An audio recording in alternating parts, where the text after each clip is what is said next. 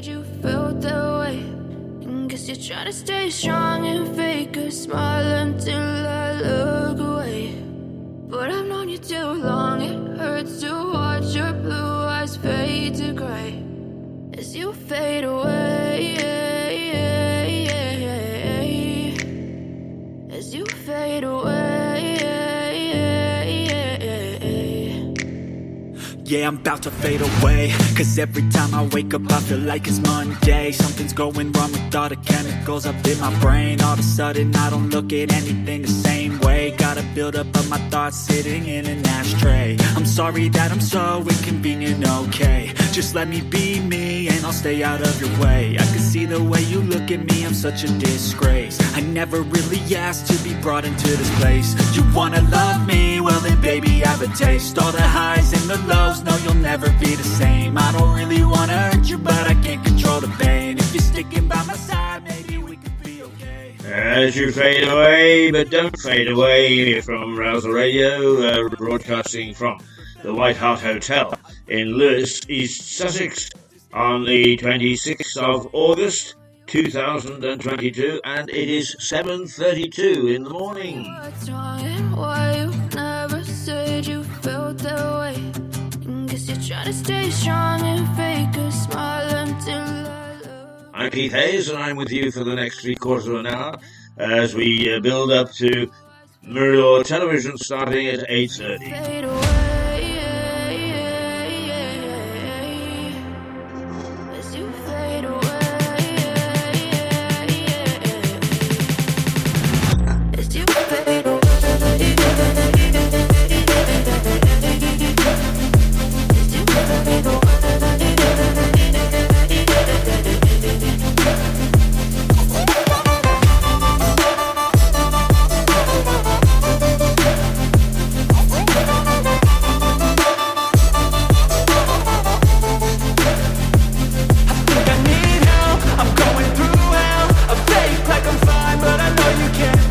Like nothing I found, my mind overwhelms. I think that I'm broken, but I hope you can't help. I know I'm not perfect, but some days I feel Flying towards 24 again today.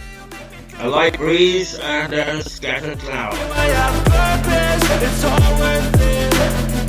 I know you told your friend you're not okay. And tell me what's wrong and why you never said you felt that way. I guess you're trying to stay strong and fake a smile until I look away. Now I came in this morning to be greeted as usual by the lovely Jane, who worked 13 hours yesterday without extra compensation because she loves her job and feels that she must put in that sort of effort to make this hotel work. And if only 99% of the population would take that attitude, we would soon climb out of recession, we would soon get our economy sorted, we would soon get energy prices down. But do we think that way? No, we do not. We are a lazy, bloody nation. And in the main, we just don't care. We've got this bug about working from home, which is no work at all. We've got this bug about not putting much effort in when we are at work. We've got a bug about looking for wages that go through the roof. We've got a bug about everything except putting in the effort. So God bless people like Jane. Because not only that, I come in this morning and she's got her usual beautiful smile. She's looking after me. She's making sure that everything is here that I need. My God, there she is, an example to some of the younger people, to some of this generation that think that work is a dirty word. Well done, Jane. And well done beaming at me as I come through the door. Because I can scowl. Okay, you're listening to Rouser Radio out of the White Hart Hotel in Lewes, East Sussex. And as I said, it is 7:36 on the 26th of August 2022. Creeping up to 24 degrees again today. And light cloud, nowhere near the heavy rain that we had yesterday. No, indeed, no, indeed, no, indeed. We got a very mild day out there, and not a bad day at all. It's going to dip. The temperatures are going to dip over the weekend, but then my guru tells me that next week is going to be hot again. So we are having some form of summer. The ones that I remember in the 2000 or it was the 1950s, when summers were summers and winters were winters.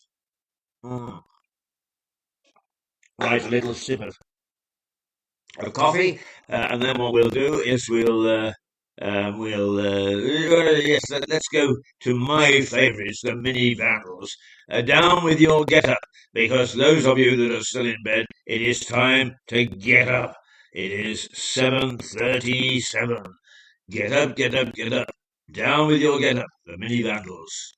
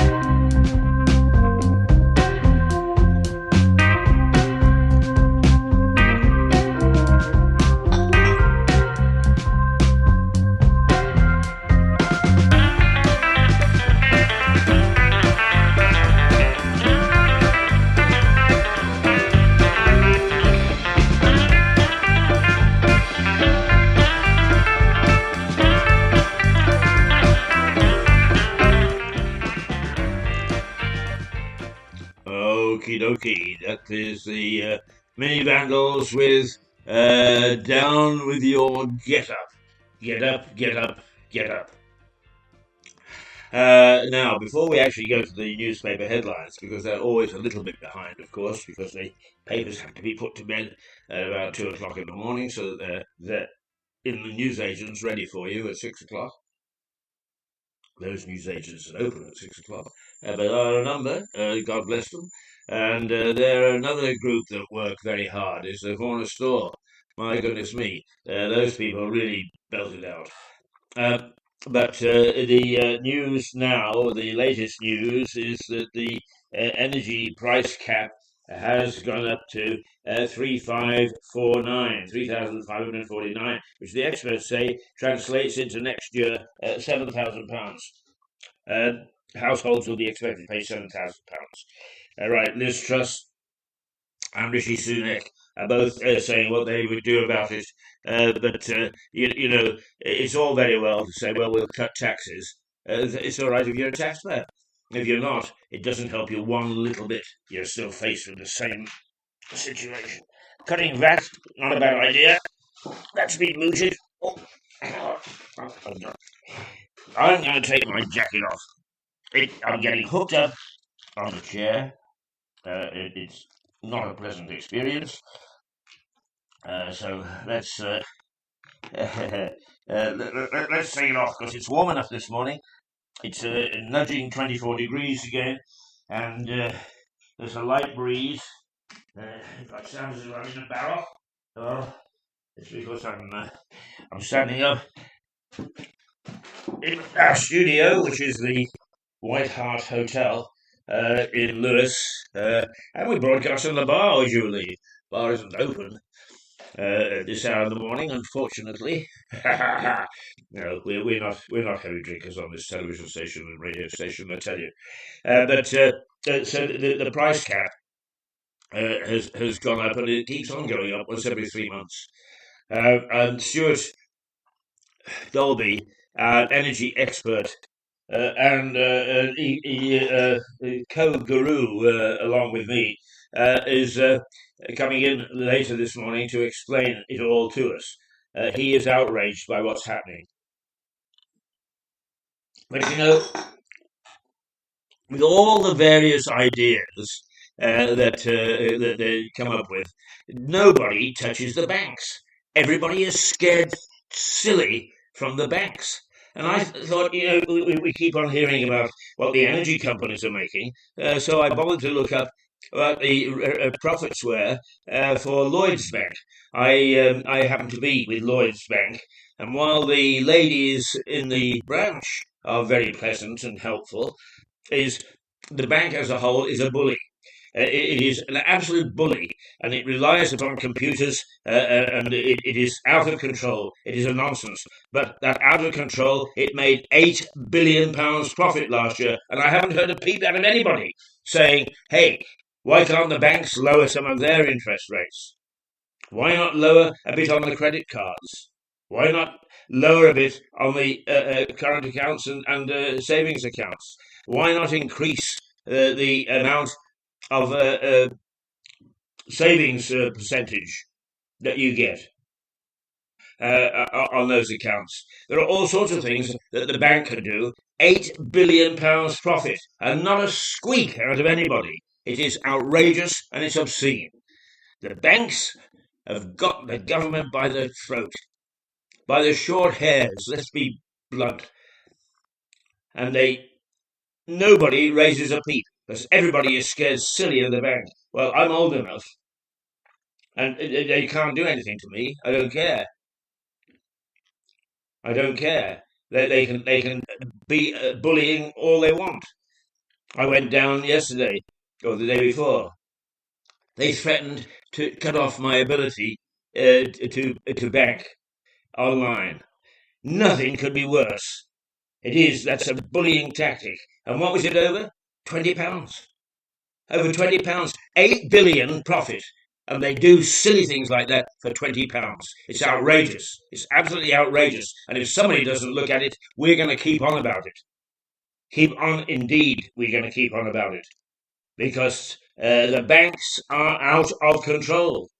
The retail banks. And what happens is, when they go on overseas and get into adventures which they shouldn't, and they lose billions, who comes to the rescue? Well, it's you, and it's I, and it's our tax money that bails them out.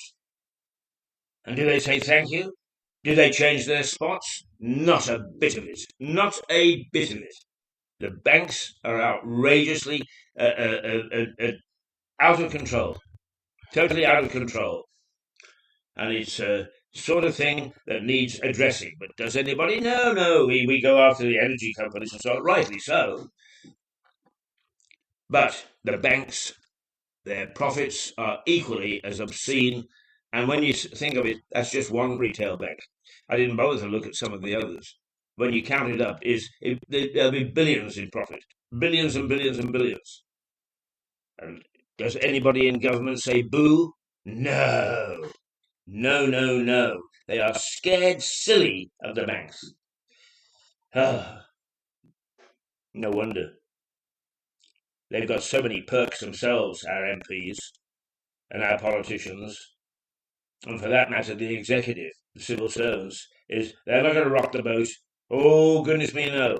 When it comes to finances, to heck with it. We'll find other ways of actually pouncing on people and pummeling them. The whole thing is our whole society is just out of control. It is out of kilter. And there are those people who are making lots of money, lots and lots of money. And everything that the government does, and everything that corporate Britain does, is geared towards helping them keep their pockets well stuffed, while poor people get hammered. Now, let me be quite clear about myself. I'm a private enterpriser. I'm, if you like, a conservative with a little c. I believe that you should be paid for your hire. And if you decide to go the entrepreneurial route, you should be given every assistance in trying to make money instead of things put in your way, obstacles put in your way. But it's not that way at all. It's not that way. The rich get richer, and trying to get onto any sort of ladder, whether you're talking about buying a house or whether it's making a mild profit with the company, is government gets in the way. Its red tape is outrageous. It's stupid. It makes it so difficult to operate a business. No wonder the high streets are seeing shops closed down. No wonder small businesses are going under. And yet the nonsense is that our economy in the UK is made up of 90% SMEs, small to medium-sized enterprises. But does that reflect in the legislation that's made? No. We look after the big people. We look after the very wealthy. We look after the companies that have huge profits and huge bank accounts. That's who we look after. And yet 90% of the economy is SMEs. Well, I would love, when we hear from the silly unions and the silly people who pronounce stuff on media, is surely if every SME decided to quit or to withdraw their services tomorrow, like the unions do, then this country would be brought to its knees almost immediately. I'm not advocating that, by the way, but I'm just saying that if that happened, we would be brought to our knees. But does the government look after us? Does the government look after small to medium-sized enterprises? It does not. Oh, it's got this scheme and that scheme. Try following it up. And actually, 9 times out of 10 nowadays, it goes to something that is vaguely to do with green. I say vaguely because some of the schemes that apply for grants and get them are outrageous in themselves. They don't stand a chance of succeeding. But the bloke who is running the corner store, the bloke who's running a garage, the bloke who has got a small factory employing half a dozen people, does he get a break? No. And not only that, he's in thrall to the banks. £8 billion profit. Our society is topsy-turvy and out of control, and it's ridiculous. Oh dear, oh dear, oh dear. Oh dear, oh dear, oh dear. Let's go in 5 straight rows to the mini Vandals while I calm down.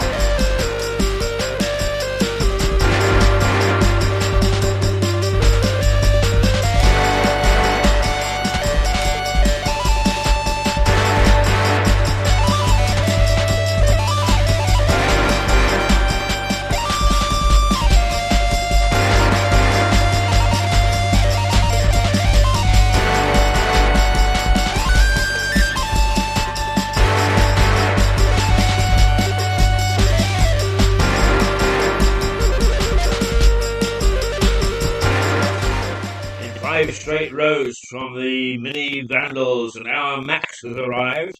How did you get here this morning, Max? By bus. By bus. Yeah. Bike still not arrived? No, it needs to be fixed. It needs. Right. His bike needs to be fixed. God bless him. I'll tell you, this young man is. I just praised Jane for all the hard work that she did. Almost 13, 14 hours yesterday, and without a murmur of complaint. And our Max works just as hard. He's got home responsibilities and social responsibilities, which he fulfills. He comes in here. He puts in far longer days than he's supposed to, and I've never yet heard him mutter an evil word about anybody. Now, those are the sort of people that are the backbone of our society, and those are the sort of people that we should support. But does government do it? No, not a bit of it. They just made punitive. They don't like those sort of. They don't like our sort of people. They don't like our sort of people that keep working and working and working and trying to contribute to the economy. They would prefer to have crises. That's what they would prefer. And now the new cap is 3,000 and some odd pounds, and the forecast is for £7,000 next year. My God, where is it all going to end? Where is it going to end? I'm loaded for bear this morning, Max, as you can tell. Right, but Max will be joining us at 7:30 or 8:30 rather, with Mirador Television. He was in really feisty mood the other morning, and getting with Stuart Dolby. The two of them are absolutely brilliant together because they see both ends of the spectrum. But in the end, they get a sort of a consensus by the time they finish in the middle. And that's really what it should be all about, is our society should be debating some issues, and we don't. We get told, and it has got to stop. This is a democracy, and a democracy is maybe we only get one vote to put people in power in Westminster, but that should not silence our voices. It should not silence us from saying what we think about the current situation, and sometimes what we think should be done about it. So there. Right. Let's take a look at the front pages now. The UK hit by record hike in energy prices. Well, this came out before the announcement, but yes, it is. It is and this is from the I paper. Energy price cap will increase to 3,500. What has it increased to? It's actually increased to 3,549. So it is above a bit the forecasts. Millions of people are facing an 80% increase on bills from October. And Ofgem made the announcement this morning. The lockdown myth is about to unravel. Karen has been speaking about Sage. I don't know what that's all about. The Daily Telegraph. The new PM will offer urgent help with bills. Right. It's with the price cap rising. The Daily Telegraph says the new Prime Minister will announce plans to help people with their energy bills within days of being in number 10. A Treasury source has said the Chancellor has been working on the incoming Prime Minister so they can hit the ground running. That's what the Telegraph is saying. The Daily Mail, Truss, I'll get you through the energy bill crisis. Looks like the Mail has actually come out on the side of this Truss. That's interesting, really. A fairly right-wing newspaper. I suppose that Liz Truss is fairly right-wing. Writing in the Daily Mail, Liz Truss has pledged immediate support to help people with the energy bill crisis if she's chosen as the new Prime Minister. Ms. Truss says she would bring in an emergency budget next month to ensure support is on its way. And according to one other report, she has changed her tune.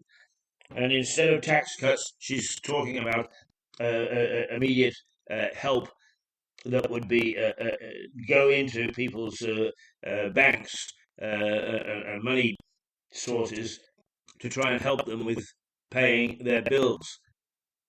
As the experts pointed out, a tax cut is fine, except that there are millions of people outside the tax level.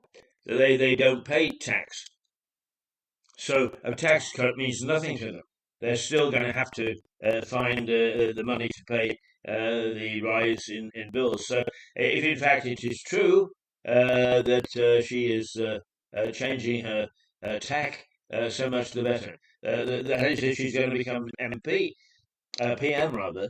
But don't write Rishi Sunak off just because the noise is being made for Liz Truss. It doesn't mean to say that she is going to win the contest.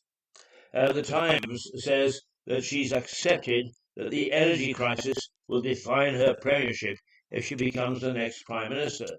The Tory leadership candidate held talks with the business secretary, her prospective chancellor, and other senior members of her team about a big package of help. That's what the Times is reporting. The Guardian, right, it's left the heating crisis altogether. The gap in GCSE results brings fresh warnings over COVID. The Guardian says the gap in GCSE results between pupils in the north and pupils in the south of England has brought fresh warnings about the impact of the COVID pandemic on students.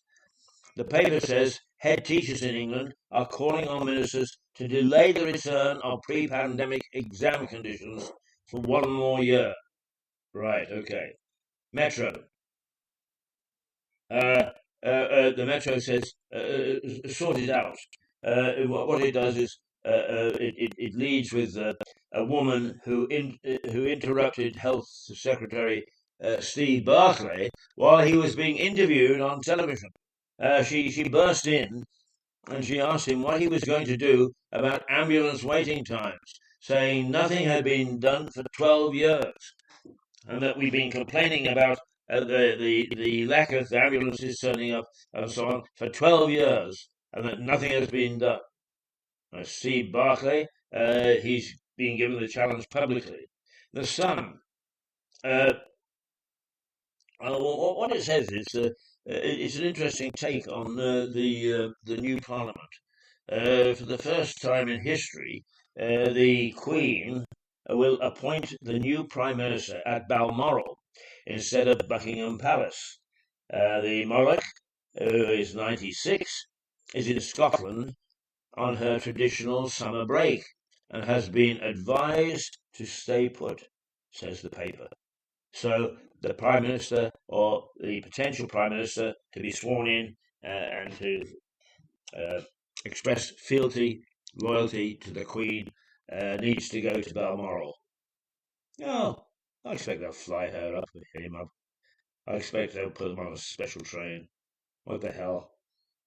One thing that all members of Parliament and members of the Cabinet get is the special treatment of his limousines, or whether it's first class travel on the trains, or whether it's being put on board a plane to go off on some spurious trip abroad.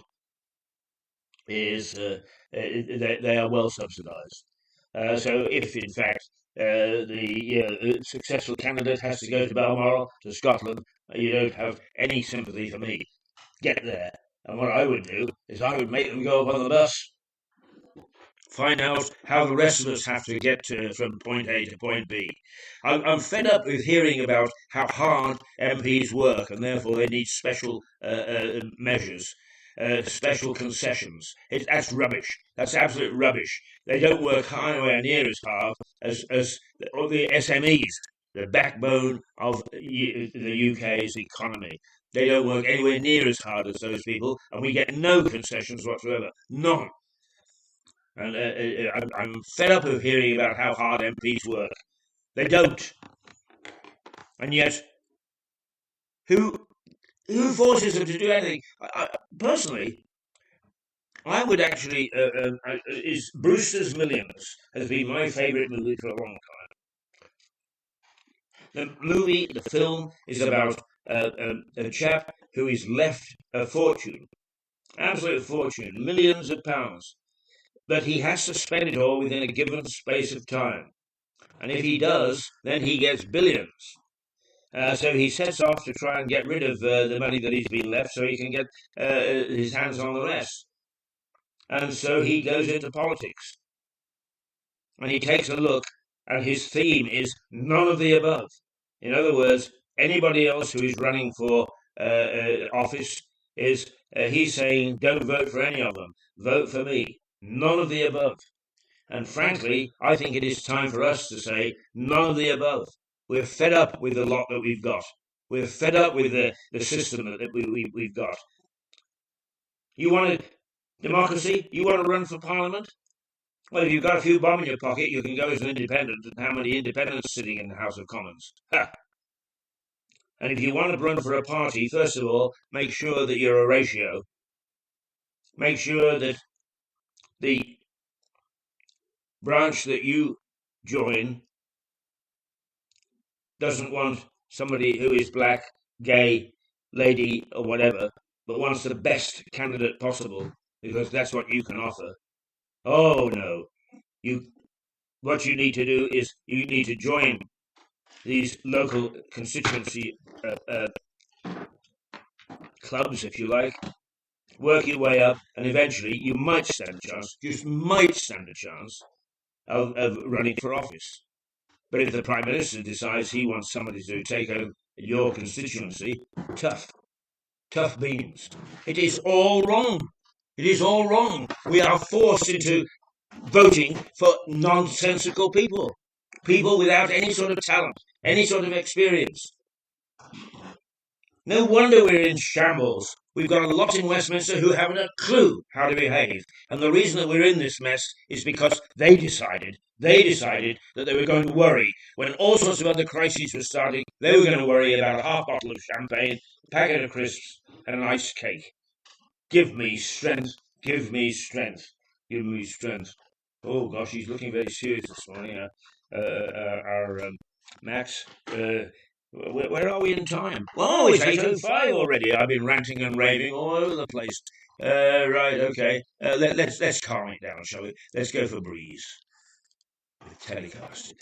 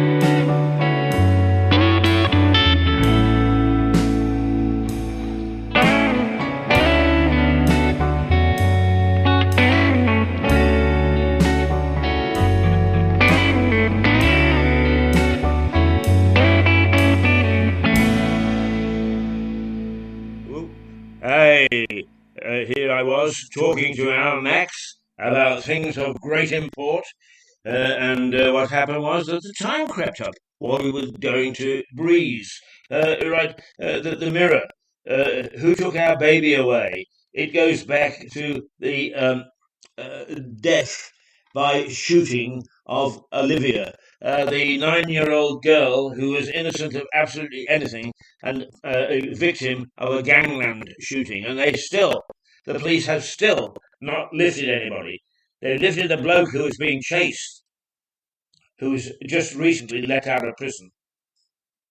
They've got him, but the gunman has defied them.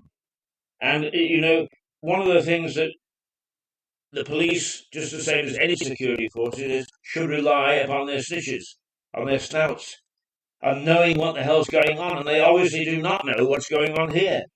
They're having to say to people, "Oh, come on, tell us who it is, because somebody knows." Well, that's all well and good, but they should know. And it just shows the state of the bloody police as well. Our society is broken. The Daily Express. Here we go. I just used that word. The cost of broken asylum system surges to £2 billion. What it says is, the Express says, that Britain's asylum system is broken and costing the taxpayer more than £2 billion a year. The Home Office bill in the year to June was up £765 million from the year before, the Express says. It is costing us, and every time we try to do something, or the government tries to do something and give them credit where credit is due, they do try, is our legal system gets in the way. Because we bend over backwards to make sure that nobody gets any sort of punitive action against them. No wonder the burglars, what is it? About 4% of burglaries come to court. And only a little bit more of that are taken seriously when they're reported. That is disgraceful and disgusting. And no wonder we can't find out who shot this little girl. But also, we try very hard to keep a cap on anybody just wandering ashore from a little boat. And every time that we try to do something, we are thwarted by these deeply lenient laws about all this sort of thing on the basis of human rights. Well, that's all very well. But us, weans, who go about our daily business, law-abiding, and hope that the state will treat us kindly, are actually the victims of these people who want us to worry about human rights for those people wading ashore illegally. The star, my favourite star. We're going to probe Uranus. Good for the star. The Daily Star reports on a mission to Uranus, saying the 2 billion mile long trip would take 15 years. Oh, I love that star. It gives me a smile every day. Where are we now? We're at 11 minutes past 8 on the 26th day of August in 2022. And I am loaded for bear. Oh, am I loaded for bear today? Because the iniquities and inequities that are in our society are legion, and nobody is doing anything about them. But the one that really is upsetting me is in all the talk about how we can alleviate the financial burden on families is nobody dare take on the banks. Lloyd's alone made £8 billion profit last year. Any suggestion that they lower interest rates? Oh, no. Any suggestion that the chief executive cuts his salary? Oh, no. What they do is they take away village ATMs, close post offices, and say, hey, look what we're doing. Well, that 8 billion is coming out of the bodies of the people they should be serving. And it is not good enough, and somebody has got to start to take up on the banks. Everybody's scared silly. Well, I've got an overdraft. If they want to take that away, that's fine. I can't pay it. Right. Okay. 12 minutes past 8. Time now to ease down into the start of Mirador Television out of the White Hart in Lewes. And what sort of day can you expect out there? Well, a dry day after yesterday's deluge, but it will have a light breeze, a scattered cloud, but the temperature will still nudge 24. And that is not a bad temperature for this time of the year. Not bad at all. I think the long weekend is going to be a bit chillier, but chilly is becoming a relative word, isn't it? It's probably going to go down to about 20 or 21. Well, I can remember not too long ago we were saying, oh, it's nudging 16 or 17. We've forgotten those days because we've had this heat, which everybody now complains about. We can never get it right. We can never make people happy. It is 8:13. This is Rouser Radio with Keith Hayes and with Max Hurd sitting in the background, scowling about everything this morning. Boy, I can't wait to see him on our television, Mirador Television. I think he's ready to punch everybody in the nose this morning by the look of things. But wait until he gets his motorbike. Oh, then he's going to come roaring in, and you watch out then. You watch out for our Max then. Right, okay, 8:13 it is. It's going to nudge to 8:14, so I think it's time for us to say cheerio, and we will see you in about 15 minutes. That is 8:14. See you in about 15 minutes with Mirador Television out of the same studio in the White Hart Hotel from Lewes, and with the same loaded for bear, yelling and screaming about the inequities in our society. But somebody's got to do it, because, to be quite honest with you, the established television operations in the main just go, yes, yes, yes, no, no, no. Nobody starts to puncture, or having a go at puncture, of all the things that are wrong in our society. Or at least get a debate going about them. Okay. Toodle pip.